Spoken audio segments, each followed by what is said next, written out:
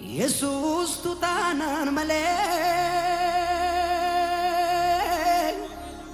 Rekachin tinchen jabane Silana fayuta sa Iluf melun jirenya kon chabani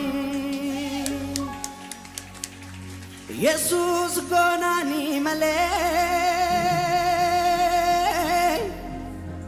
Ala wani tullu tatandire goda